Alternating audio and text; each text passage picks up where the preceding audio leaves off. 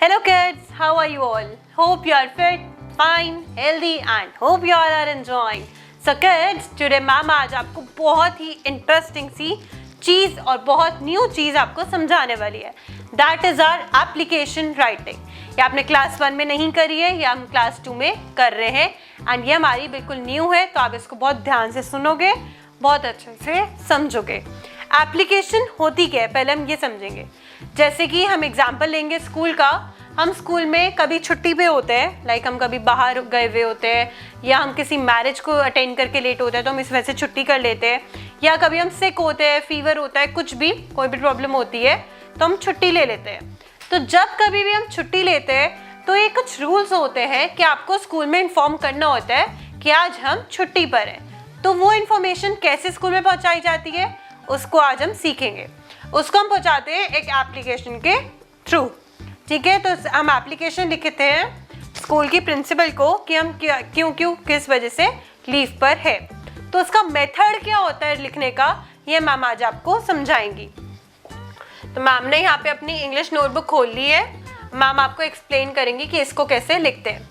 हम first of all ma'am आपको बताएं कि जब भी हम एप्लीकेशन लिखते हैं हम उसकी मार्जिन लाइन से ही लिखना स्टार्ट करते हैं. कभी भी हम बीच में से नहीं लिखते, हम हमेशा मार्जिन बिल्कुल कॉर्नर से लिखते हैं.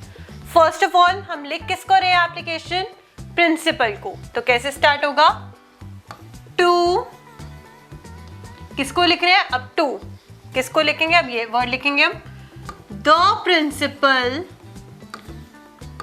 PRINCIPAL, to the principal. ठीक है, किसको लिख रहे हैं हम, अपने प्रिंसिपल को. एंड उसके बाद आता है हमारा स्कूल का name.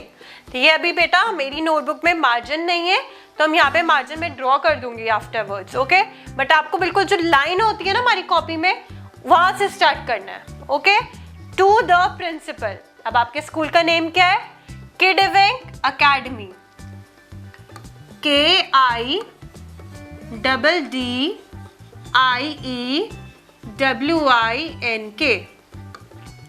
किडविंक Academy, ACADEMY. To the principal, Kiddiewink Academy, Saharanpur. अब आपकी ये किडविंक अकेडमी कहाँ पे है, सहारनपुर में, तो आप ये लिखेंगे सहारनपुर एंड स्पेलिंग मिस्टेक नहीं करनी है. Okay, to the principal, Kiddiewink Academy, Saharanpur. अब हम किस वजह से छुट्टी पे हैं हम उसका अब रीजन लिखेंगे. ठीक है, रिस्पेक्टेड सर, पहले तो हमने ये सब लिख दिया. अब लिख किसको रहे, सर को. तो सर को थोड़ी रिस्पेक्ट देते हुए हम ये लिखेंगे रिस्पेक्टेड सर. तब लिखेंगे जब हमारे सर होते हैं, जब जेंट्स लोग होते हैं प्रिंसिपल तो हम लिखते हैं सर. जब लेडीज होती हैं प्रिंसिपल तो लिखते हैं रिस्पेक्टेड मैम. तो आपकी कौन है प्रिंसिपल, मैम, तो आप लिखेंगे रिस्पेक्टेड मैम. ठीक है, रिस्पेक्टेड मैम. और फिर आपका जो भी मैटर है कि आप किस वजह से छुट्टी पर हो. लाइक आपको फीवर हो रहा है तो आप कैसे लिखोगे, respected ma'am, I have been suffering from fever since last night, कि मेरे को फीवर हो रहा है. तो आप ये सब मटेरियल लिखोगे यहाँ पे, I have been suffering from fever. अब आपको फीवर कब से हो रहा है, रात से, तो क्या लिखोगे, I have been suffering from fever since last night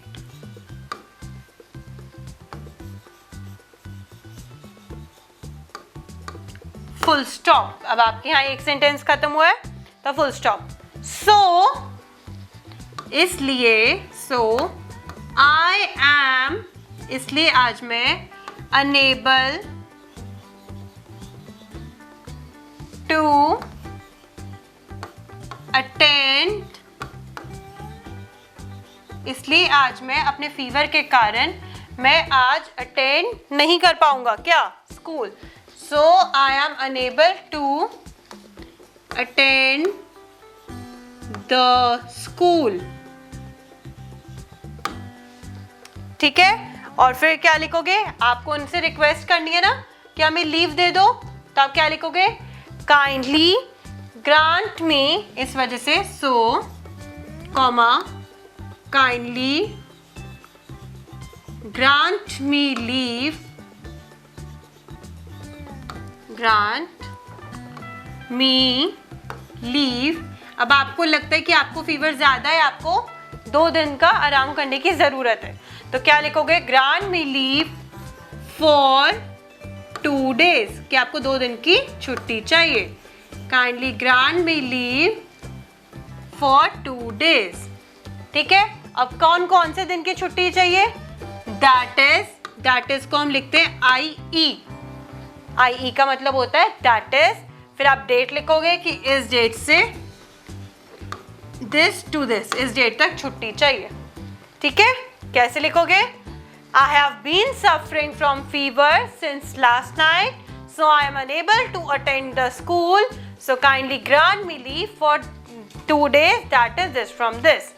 Thanking you, फिर आप उनको थैंक बोल रहे हो, thanking you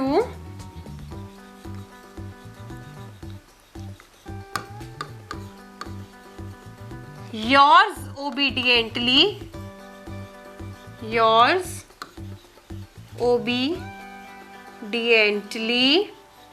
फिर नीचे क्या करोगे? आप अपना नेम लिखोगे, जो भी आपका नेम है, ठीक है। देन योर क्लास, फिर अपनी क्लास लिखोगे कि मैं क्लास 2 का बच्चा हूँ, ठीक है। इस तरीके से लिखी जाती है बच्चे application. Okay, got it. Application हम कब लिखते हैं? जब हम छुट्टी पे होते हैं और हमें अपने प्रिंसिपल को इन्फॉर्म करना होता है कि आज मतलब हम स्कूल नहीं आ पाएंगे। तो कैसे लिखी जाएगी? बॉर्डर लाइन से स्टार्ट करेंगे।